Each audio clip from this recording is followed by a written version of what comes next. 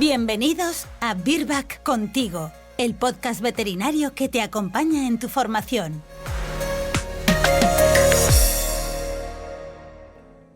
El marcaje es una de las causas de los problemas de micción inadecuada en el perro.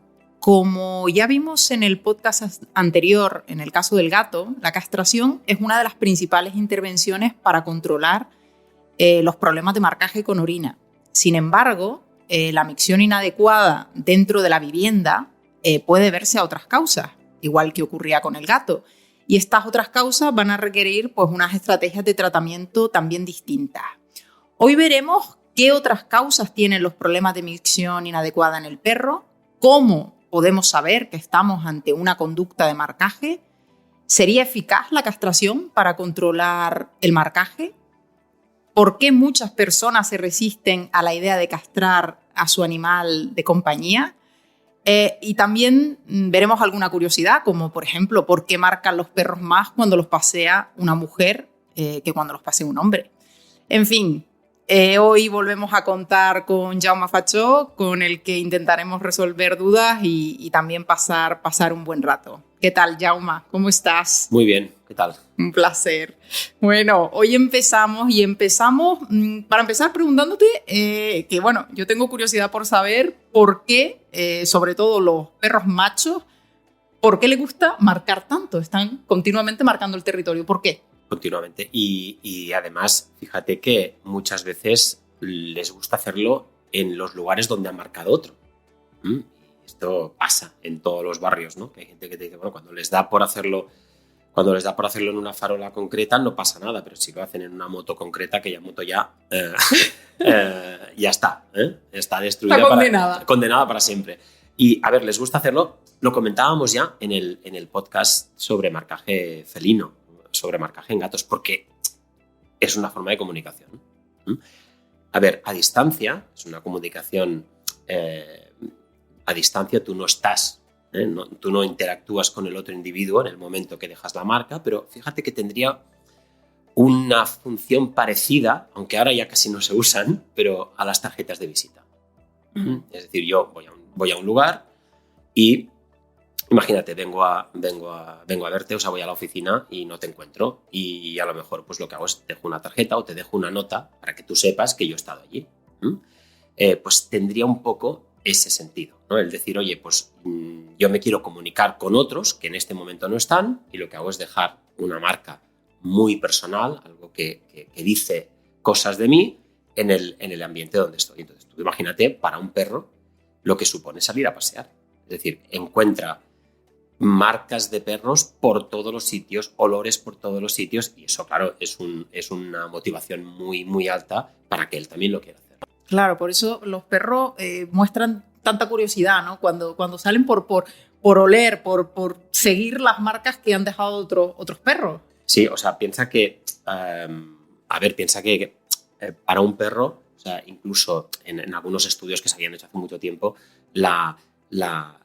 lo que hay en un mensaje, lo que hay en una marca de orina puede ser incluso más atractivo si proviene de una hembra que la propia secreción vaginal, o sea, la cantidad de información que hay en una marca de orina que ellos perciben, en una marca de orina es enorme. Y además, fíjate que por eso es una conducta que se manifiesta en muchos momentos. Cuando la gente sale a pasear, te lo dicen, ¿no? Es que el perro marca cada X metros, ¡pam! Y otra vez, y otra vez, y otra vez.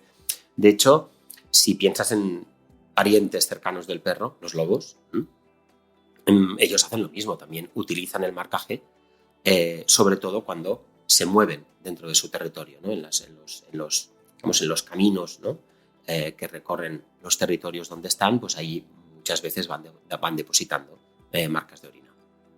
Y entonces, a ver, estas marcas, si es como una forma de comunicarse, viene a ser pues un mensaje olfativo, ¿qué sería? ¿Una feromona o hay algo más aparte de feromona? Claro, piensa, hay una diferencia, ¿no? Hay una diferencia podríamos decir que la marca de orina contiene feromonas, pero también muchas otras cosas. Mira, hay una forma a veces de explicárselo a las familias, de explicárselo al que convive con el perro que es muy clara, ¿no? Y es comparar la información que hay en la marca de orina con un código de barras de un producto. Y cuando tú ves un código de barras, si lo supiéramos interpretar, tú ves aquellos números y, si te fijas, de izquierda a derecha van de más genérico a menos. Cuando tú ves un 8, creo que, si no me equivoco, el 8 es España, pues aquello te dice ya que aquel producto, sea lo que sea, es de España. El siguiente número a lo mejor te dice que es del sector de la alimentación. El tercer número te dice que es del sector de lácteos, ¿no? Y tú vas avanzando en el código hasta que al final llegas, el último número te da, ya no estás en lácteo, estás en el yogur de sabor a fresa light de tal fabricante. Entonces tienes toda la información. Pues una marca de orina, en el fondo podrías decir que funciona de manera parecida. Es decir, hay una información que contiene que es totalmente personal, totalmente individual. Hay otra que es, a lo mejor, pues sobre el estado reproductor. A lo mejor pues, lo que dice, pues mira, esta marca, el que la ha dejado es un macho y además no está castrado. O si es una hembra, está en celo o no está en celo. Es decir, hay una información que va de más a menos específica y toda está contenida dentro de esa marca de tipo olfativo. Es decir, que cuando un perro encuentra una de esas marcas, la cantidad de información que le da pues sería como leer el código de barras del que la ha dejado. Entonces, hay una parte de esa información olfativa, que es lo que llamamos una feromona, que viene a ser un mensaje que siempre tiene el mismo significado para todos los individuos de la especie. Entonces, por ejemplo, cuando tú dices la feromona de apaciguamiento, bueno, esa feromona es un mensaje genérico que tiene esa función de apaciguar o de reducir la percepción de estrés de aquel que la capta. Lo mismo ocurriría con una feromona de alarma, que tiene el efecto contrario, ¿no? Una feromona de alarma, que estas abundan en las clínicas veterinarias, ¿no? Cuando entra un perro y detecta una feromona en el ambiente de alarma, que la ha dejado otro perro, ¿no? Y le está diciendo en el fondo, oye, tú vigila porque aquí van mal dadas, ¿no? Pues cuando capta esa feromona no necesita saber de quién viene ni conocer al otro individuo porque eso ya tiene un significado concreto. Entonces, esa sería la diferencia. Pues imagínate la cantidad de cosas que hay dentro de una muchísima información. Y con respecto, por ejemplo, los perros pequeños, ¿no? Siempre se ha dicho, a ver, mi perro es pequeño, pero parece que es el más chulo del barrio. ¿Los perros pequeños marcan más que los grandes o marcan igual? O... Pues mira, esto es muy interesante porque hay un estudio que se hizo hace relativamente poco, creo que es del 2018, es de 2018, y lo que hicieron aquí es mirar una cosa, hacer una medición muy sencilla, y era ver cuál era la altura de la marca de orina que dejaba el perro después de levantar la pata, medir esa altura, es decir, pues mira, el perro ha dejado la marca de orina a tantos centímetros, ¿no? Y comparar la altura de la marca de orina con el tamaño del perro. Pero a ver, en principio debería ser proporcional. O sea, los perros grandes dejarían las marcas más arriba, los perros pequeños más abajo, pero totalmente proporcional esa relación al tamaño, ¿no? Y lo que vieron es que no, que aparentemente los pequeños levantan más la pata, fuerzan más el ángulo para que la marca quede más arriba. O sea, es para como que se crean que es un perro más grande, exacto, ¿no? para intentar decir, bueno, aquí como falta cuerpo, lo tenemos que suplir aquí, hay que hacerle pensar al que llegue, ese que llega luego y capta toda esa información, pues que diga, pues mira, es más grande de lo que aparenta. Al menos esta es la explicación o la interpretación que hacían los autores del estudio. Esto en etología recibe el nombre de señales deshonestas. Cuando tú lanzas una señal a otro, bueno, intentando vender algo que no es lo que realmente es. Vale. Y vamos a centrarnos un poco en el tema de hoy, porque, a ver, está claro que los machos marcan más que las hembras, pero ¿eso quiere decir que esta conducta de marcaje está relacionada con la testosterona y que, por tanto, una castración se podría justificar para evitar este comportamiento? Lo que te dice, o sea, es sí y no. Como fíjate Sí. que nos pasa muchas veces cuando hablamos de las hormonas y las conductas que están relacionadas con las hormonas, ¿no? Porque fíjate que es una relación incompleta, ¿no? Por lo que decíamos, hay muchos otros factores. La testosterona no solo actúa en el momento de la pubertad. recuerda que ya comentábamos que actúa antes. ¿Verdad? Antes. Exacto. De este efecto organizador. Exacto, el efecto organizador y el efecto activador, ¿no?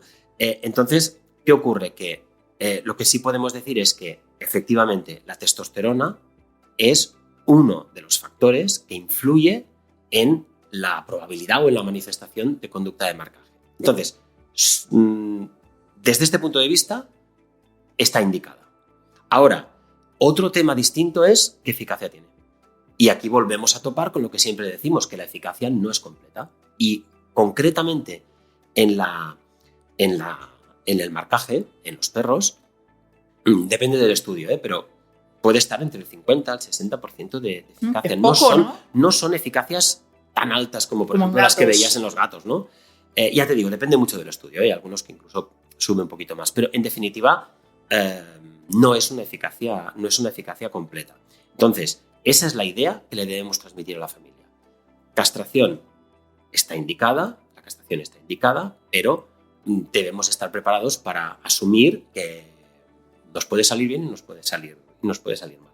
Vale, entonces, si por ejemplo sale bien, ¿no? Y resulta que la castración es positiva, lo que hace que esta conducta de marcaje desaparezca, ¿esto es inmediato o no? No. Es decir, castras al perro y ¿cuánto tiempo tiene que esperar el propietario para ver esta mejora en el caso de que la haya dentro de este 50%, ¿no? Porque hay un 50% que por mucho que pase el tiempo no va a mejorar. Exacto. Mira, tendrías como 3 grupos. Puedes esperar 3 resultados, ¿no? Uno es un grupo de pacientes que no responden. Esos ya los hemos comentado antes.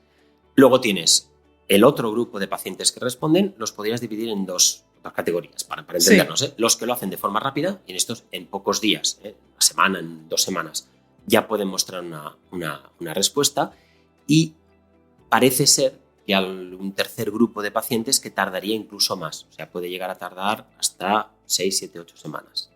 Esto tampoco te creas que son cosas que están medidas matemáticamente. Pero desde un punto de vista práctico, lo que debemos transmitirle a la familia es que para poder decidir si aquel paciente ha respondido o no, debemos dar un cierto margen de tiempo.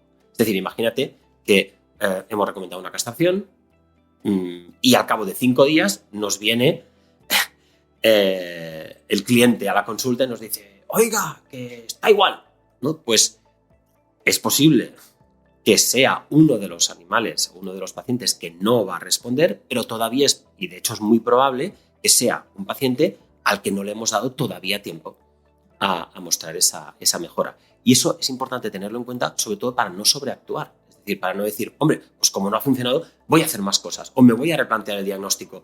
Y a veces eso te hace perder el foco. Entonces tú tienes que decir, no, a ver, hemos aplicado la castración estaba indicada, sí. Era un tema de marcaje sexual. Estaba indicada, exacto. Vamos a darle un poquito más de margen de tiempo antes de decidir si esto ha funcionado o no. Porque y cuando has dicho que hay perros que mejoran de forma rápida en 1 o 2 semanas, no sé, yo tenía en mente que la testosterona tarda más tiempo en irse del torrente sanguíneo o es la creencia o... Que va, la testosterona, si tú la midieras, si tú dijeras voy a medir la testosterona, ¿no? Después de una castración en 24, 48 horas prácticamente ya no la medirías. O sea, la hormona en principio desaparece rapidísimamente. Primero porque ya no se produce y segundo porque la que queda se metaboliza muy rápidamente. Fíjate que no hay motivo bioquímico, ¿no? para explicar que aquello esté por ahí dando vueltas durante mucho tiempo. Lo que sí se mantiene es el efecto que tiene la testosterona en el comportamiento que hemos comentado, y que en definitiva es un efecto sobre el funcionamiento de las neuronas, de ciertas neuronas del sistema nervioso que responden a la testosterona. Entonces, imagínate la película, ¿no? En una situación normal, la testosterona llega al sistema nervioso, impacta en la neurona y de alguna manera hace que esa neurona, si es de un circuito, ¿no? De los que comentábamos antes, relacionados con conductas, digamos, de aquella lista, ¿no? Que estén moduladas por la testosterona, aquella neurona cambia su forma de comportarse, su sensibilidad, por ejemplo. Cuando tú retiras la testosterona, esa neurona tarda a recuperar, podríamos decir, el estado de reposo. Y esa inercia que lleva la neurona es la que explica que tarde un cierto tiempo en cambiar el comportamiento. Vale. No es un tema de sustancia en la sangre. De todas formas, Jaume, aunque responda rápido o responda menos rápido, en definitiva hemos dicho que hay un 50% de perros, a lo mejor, que no van a responder. Por lo que... Es como tirar una moneda al aire. Tal cual, es lo que se iba a decir. O sea, los propietarios dirán, bueno, lo voy a castrar, pero si es que no tengo ni idea de cómo va a resultar esto. Entonces, en este caso, tú verías útil, ¿no?, la prescripción de un implante de eslorelina. Aquí sí, aquí te puede resultar, de hecho se utiliza, es una buena opción, ¿no? Es una buena opción siempre... A ver, entendiendo, y ahora hablaremos del tema, que no haya un problema de ansiedad o de estrés, que ya lo comentábamos en otros podcasts, ¿no? Pero si tú realmente tienes claro, oye, este perro tiene un patrón de marcaje claro, que lo he identificado, que es consistente, aquí el implante a veces te ayuda, sobre todo, precisamente a que la persona se arriesgue, ¿no? En este caso, lo que decimos siempre, ¿no? Se arriesga a una acción que tiene corrección, que tiene vuelta atrás, ¿no? Mientras que con la castración quirúrgica a veces, hombre, cuesta de vender. De todas maneras, hay un cierto, a veces, hay un error en la argumentación que a veces hacemos las personas, ¿no? Es un sesgo cognitivo que tenemos en este sentido, ¿no? Que decimos, hombre, me estás diciendo que tengo un éxito. Imagínate, en este caso del 50%, vamos a ponernos pesimistas, ¿no? Es decir, como mucho es un 50%, entonces por lo tanto no lo asumo. Pero claro, lo que tiene que valorar la persona no es que esto es tirar una moneda al aire, lo que tiene que valorar es que sin la castración la probabilidad de corregirlo todavía es menor. Es decir, en eso a veces nos equivocamos, aplicamos una lógica que no es la correcta, ¿no? Lo que nos tenemos que plantear es que, ante una situación que podríamos decir ya tenemos descontrolada de partida, si aplicamos una castración tenemos el 50% de posibilidades de resolverla. O sea, la hemos de pasar, digamos, a positivo, ¿no? Pero volviendo un poco al núcleo de la pregunta que me hacías, ¿no? Sí que la deseslorelina, el implante nos puede ayudar a anticipar el resultado, ¿no? Y has comentado también que la castración, por ejemplo, puede empeorar comportamientos relacionados con la ansiedad, ¿no? Esto es algo también que el clínico tiene que tener en cuenta cuando se encuentra ante un caso de un perro con marcaje al que, le va a practicar o va a recomendar una castración a este tipo de perros, ¿no? Nosotros, hay que andarse con ojo. Sí, nosotros en esto, ya lo sabes, ¿no? Que en los últimos años los especialistas en etología, lo hemos comentado en otros podcasts, vamos con cuidado, sobre todo cuando tenemos ya no solo que el problema esté relacionado, en concreto el problema de marcaje esté relacionado o no, o que el problema de micción inadecuada esté relacionado o no con un problema de ansiedad o de estrés, es que el paciente globalmente tenga un comportamiento donde hay otros problemas de estrés o otras manifestaciones de ansiedad y estrés. Es decir, el paciente ansioso, muy fácilmente estresable, pues a veces no es el mejor candidato a una castración quirúrgica. Entonces aquí a veces puedes decidir o no castrar o utilizar una castración médica. Luego también hay que pensar que, como decíamos con el marcaje de los gatos, ¿no? Al final hablamos de síntomas. Lo que nos trae el propietario a la consulta es una micción inadecuada. Y tenemos primero que saber si aquello es una micción por marcaje o no. En el caso del perro es fácil de identificar, ¿no? Sobre todo a veces porque las alternativas, son muy distintas en cuanto al cuadro clínico global. Si piensas, por ejemplo, en problemas relacionados con la separación. Claro, aquí la conducta aparecería cuando el perro no está con la familia, mientras que el marcaje normalmente suele ser más generalizado, aparece en muchos momentos. Sí, déjame decirte una cosa que es importante en este sentido, y a veces es importante precisar bien las palabras, ¿no? Porque alguien te puede decir, no, nunca lo hace cuando estamos nosotros. Y eso te podría llegar a pensar, ya está. eso es una ansiedad por separación. Y hay perros que pueden marcar el territorio, pero aprender, por ejemplo, a no hacerlo delante de la familia porque se los castiga. Vale. Entonces, es importante el precisar, ¿no? El decirle, a ver, pero aunque lo haga cuando vosotros no estáis delante, podría estar con vosotros si quisiera. Y a veces la gente te dice que sí, te dice, sí, estamos, por ejemplo, en el salón y se va a la otra punta del piso y cuando nos damos cuenta ya ha dejado una marca de orina, ¿no? Claro, eso fíjate que no es el cuadro que tú encontrarías en una ansiedad por separación. O sea que, en definitiva, cuando tú miras los síntomas en conjunto, la ansiedad por separación no deberías confundirla con un marcaje. Lo mismo podrías decir de un aprendizaje inadecuado, porque normalmente el aprendizaje inadecuado también arrastra la defecación inadecuada. Lo mismo podrías decir, por ejemplo, de otro de los diagnósticos diferenciales. Puede ser una fobia, por ejemplo, durante el paseo. Hay perros que tienen tanto miedo durante el paseo que no se atreven a hacer nada, ni micción ni defecación también. Entonces, a veces eso lo que hace es que arrastra un problema de eliminación inadecuada dentro de la vivienda. Pero aquí también, que no tiene nada que ver con el marcaje, claro. Pero aquí lo podrás identificar. El perro que marca por la calle o en casa, después sale a pasear y está encantado de la vida. Encantado de la vida. Es decir, aquí fíjate que con una pequeña exploración, incluso si pensaras en una disfunción cognitiva, ¿no? En animales muy mayores, aquí el cuadro clínico también te permitiría separar los problemas estrictamente de marcaje con orina del resto de, vamos a decir, diagnósticos diferenciales. Hay dos que sí que te pueden complicar un poquito más las cosas, ¿no? Que son aquellos que se manifiestan solo o fundamentalmente con una micción inadecuada. Unos son los problemas médicos, ya hablábamos de esta posibilidad. En gatos, cuando hablamos del marcaje en gatos. En perros pasa lo mismo, tenemos que estar seguros de que lo que estamos viendo no tiene nada que ver con un problema médico que pueda estar afectando o que pueda dar lugar a una micción inadecuada, desde un problema que está provocando poliuria, un problema que está provocando problema renal o incomodidad durante la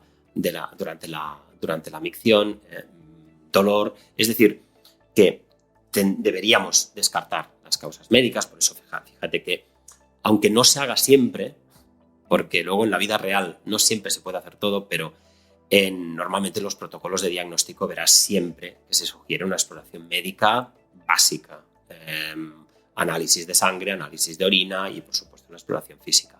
Pero no debemos olvidar la posibilidad de que sea un problema médico. Y la otra cosa que te decía que nos puede complicar la vida a veces son lo que a veces denominamos las micciones emocionales. ¿Y esto qué? ¿Micciones emocionales? Bueno, es como un nombre genérico, es un nombre así que se ha ido... algunos autores lo han propuesto. A mí me gusta, porque además la familia lo entiende muy bien, ¿no? Hay ciertas situaciones, dos en concreto, bajo las cuales hay algunos perros que lo que hacen es orinar encima, o sea, muestran micción inadecuada en ese momento muy concreto, ¿no? Y normalmente te encontrarás dos cuadros. Te encuentras situaciones en las que el animal se excita muchísimo, hay muchísima excitabilidad, muchísima activación. Puede ser jugando, puede ser con la llegada de la familia a casa, ¿no? Cuando el perro se pone muy nervioso y la familia te dice es que se pone tan nervioso que se lo hace encima. A veces incluso el perro ni se da cuenta, va caminando y lo va haciendo. Y otro de los cuadros, que es el que clásicamente se le llamaba la micción por sumisión, se da específicamente sobre todo durante la llegada de la familia a casa. Van a saludar al perro, le dicen hola, y si es un animal muy tímido, si es un animal, pues a veces adopta lo que antiguamente, ¿no?, se describía como la postura de sumisión, que ahora se le llama más postura de apaciguamiento o postura de calma, y junto con esa postura, así como un poco como defensiva, se observa una micción inadecuada. Esto te puede pasar en cualquier tipo de, te puede pasar en cualquier tipo de perro. Suele pasar en animales jóvenes y sobre todo la que tiene que ver con la excitación en animales que por temperamento se excitan muy fácilmente, son muy excitables, tienen una excitabilidad muy, muy alta. Y entiendo, está claro que aquí la castración no ayudaría para nada. No. Aquí, por ejemplo, sería uno de aquellos casos clarísimos donde la castración estaría no indicada, incluso podrías pensar que contraindicada, ¿no? Claro. No tendría ningún sentido. Y entonces, tú esta micción emocional, ¿cómo la tratas? ¿Cómo se trata esto? Mira, pues ya que estamos, como además es relativamente fácil de solucionar, tan fácil que en muchos casos se resuelve de forma espontánea. Porque una cosa, perdona que te interrumpa, esto decías que se suele dar en perros, no sé si has dicho en perros jóvenes o no. Sí. Lo digo por si es más común en jóvenes, acaba desapareciendo con la edad. Justamente. Vale, en muchos casos se resuelve de forma espontánea con la edad. Lo que pasa es que, claro, si a ti ya te llega como una consulta, tienes que hacer algo. Tienes que intentar acelerar el proceso. Y aquí, fíjate que, a ver, las medidas aquí son medidas puramente de manejo. Por ejemplo, controlar las interacciones. Decirle a las personas, oye, cuando lleguéis a casa, sobre todo que no sea una interacción muy efusiva, incluso al principio dejar que sea él el que se acerca, acariciarlo con mucha suavidad, no le miréis a los ojos directamente, hacer como una aproximación muy tranquila, que él no se sienta abrumado, porque a veces parece que lo que le pasa al animal es que se ve abrumado, entonces es cuando muestra la micción inadecuada. O sea, muchas veces cambiando el patrón de interacción, con esto hay suficiente. En el caso de los animales que lo hacen por excitabilidad, pues también intentando pues regular un poco las interacciones. A menos que estos dos elementos, tanto la excitabilidad como esta micción a veces pues por lo que antiguamente llamaban por sumisión, ¿no? Por apaciguamiento, a menos que eso sea, de nuevo, que sean síntomas de un problema más genérico, de un problema más profundo. Es decir, que tú detectes un perro que tiene un problema de excitabilidad general y que se manifiesta de otra manera también. Problemas de control durante el paseo, problemas incluso de agresividad o de ladridos. Es decir, que eso esconda un problema más global de comportamiento, o en el caso de la segunda categoría, que lo que tengamos frente a nosotros es un problema de timidez general, incluso una fobia social a las personas o a otros perros, un perro con muchos miedos y que se manifiesten esos miedos también en forma de esas micciones. Y si fuera ese el caso, entonces ya la cosa no es tan fácil y tenemos que plantearnos un tratamiento más global. Vamos, después de toda esta conversación, ¿no? Un poco la idea que me va quedando es que la castración puede ayudar a resolver un problema de marcaje, siempre y cuando evidentemente esté diagnosticado como tal, pero que no es ni mucho menos una solución ni única ni infalible, ¿no? No, que va. De hecho, y depende de muchas cosas, fíjate, depende de que, primero, de que hay muchas otras cosas que pueden confundirse, que además, incluso cuando ya tenemos identificado el marcaje, no siempre responde, no lo hace de manera completa. Es decir, hay muchos elementos, hay muchos interrogantes. Ya incluso desde el momento en que recomendamos la castración. Y eso lleva a un punto clave, que lo hemos comentado en otros momentos de la serie, ¿no? Que es la gestión adecuada del pronóstico y en el fondo de las expectativas. Eso es fundamental. Bueno, fíjate que, a ver, cuando hablas de pronóstico, en medicina del comportamiento, pero es que en medicina veterinaria en general, el manejo correcto del pronóstico es uno de los factores que más se correlaciona con la satisfacción del cliente. Tal cual. Tal cual. Pero además, y te digo, no solo en medicina del comportamiento, es algo que sabemos en general. El manejar bien el pronóstico. Primero, darlo, que a veces no lo damos. Y segundo, si podemos no equivocarnos, o no equivocarnos demasiado. Y claro, en un caso en el que estamos a veces tirando la moneda al aire, la manera de no equivocarnos es diciendo la verdad y planteando bien las opciones y planteando bien las cosas que pueden ocurrir. Y aquí te diría que cada vez más en medicina del comportamiento en particular, pero en veterinaria en general, y esto es algo que hemos aprendido de los médicos, no tenemos que centrarnos tanto en la prescripción, en prescribir, digamos, de manera unidireccional, sino que tenemos que ir cada vez más a lo que llamamos el contrato terapéutico. Y yo creo que la prescripción de la castración, y en un escenario como el marcaje, es uno de los mejores ejemplos que hay. En el contrato terapéutico, tú realmente haces esto, un contrato. Es decir, tú eres la que me preguntas, ¿no?, por la castración de tu perro que está marcando el territorio. Yo te digo, bueno, pues mira, la castración nos puede, ya lo coloco en plural, esto es lo que nos puede ofrecer.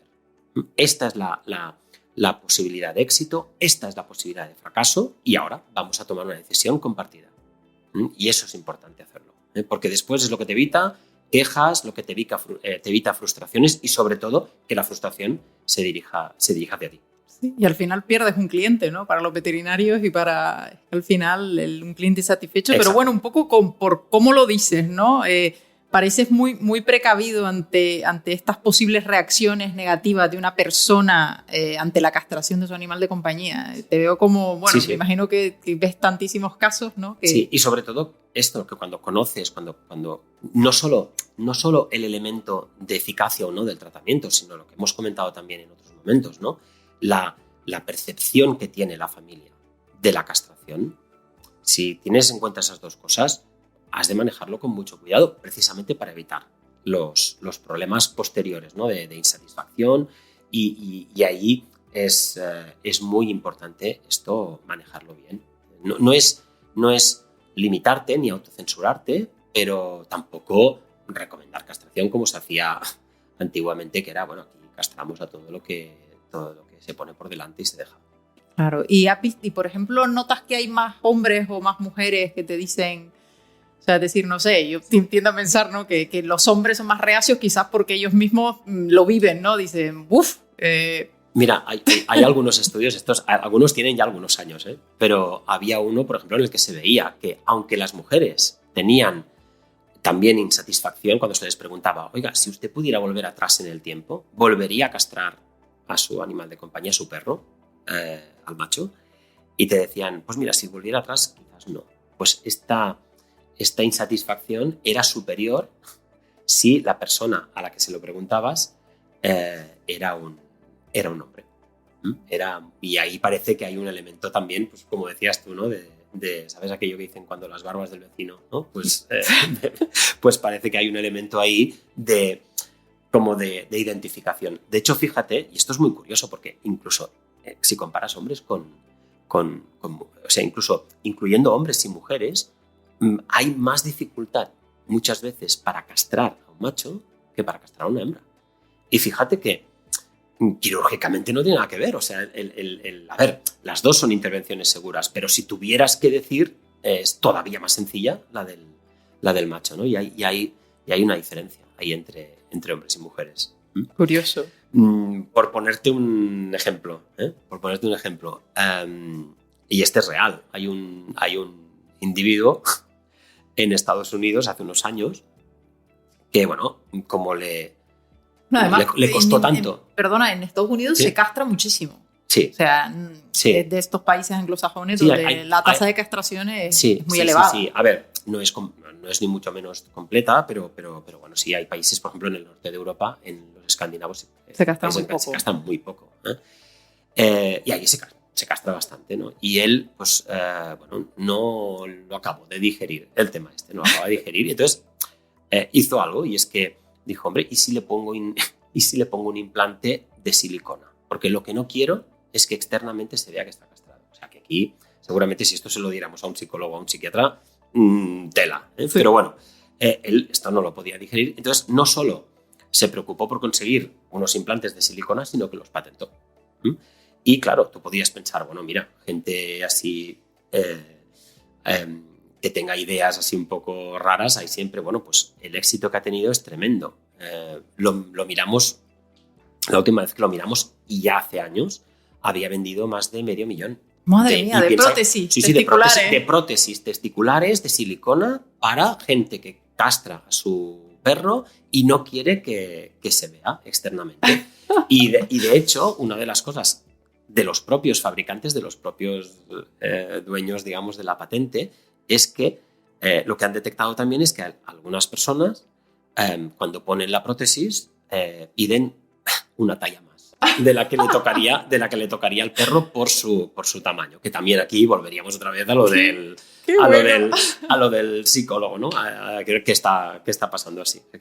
Tal cual. Aquí. Bueno, Jaume, por concluir y acabar esta serie de hoy, comentar una curiosidad que dije al principio de si realmente cuando es un hombre o es una mujer quien pasea al perro, parece ser que marcan más si es una mujer quien lo pasea. ¿Y esto Sí. a qué se debe? No se sabe muy bien, ¿eh? No hay una explicación única. Y probablemente es que a lo mejor no es que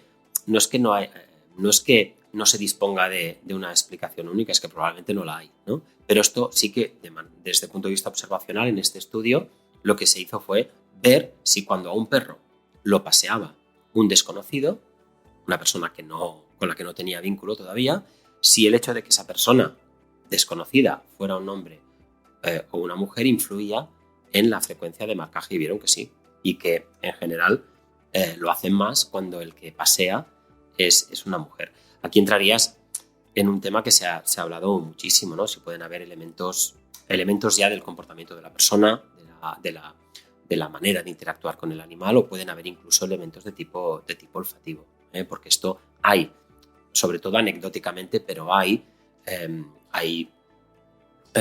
digamos, descripciones anecdóticas de perros que cambian la conducta o que muestran más tendencia a determinadas conductas, como la monta o el marcaje, en función incluso del estado, del momento en el que están las personas de la familia, ¿no? Desde un punto de vista hormonal. Pues muchas gracias. La verdad que es muy interesante ver, sobre todo, ¿no?, que la castración no es infalible ni método único frente a un problema de marcaje urinario, que por otro lado tienes muchos propietarios indecisos, que quizás para estos también, como en el caso de los gatos, un implante de deslorelina podría ser una buena opción, sobre todo para predecir ese comportamiento, y luego todas estas curiosidades que has compartido, que bueno, muy, muy interesantes. Y nada, ya decirte que me gustaría que hubiese otro podcast sobre agresividad, porque creo que este tema es muy interesante. Sí, y complicado. Y complicado. Y más complicado porque, claro, siempre que hay agresividad, hay riesgo, y eso nos añade, digamos, como un elemento más de dificultad. Sí, pues sí. nada, Hablamos cuando quieras. Te esperamos en otro podcast. Muchas gracias, Jaume. A vosotros.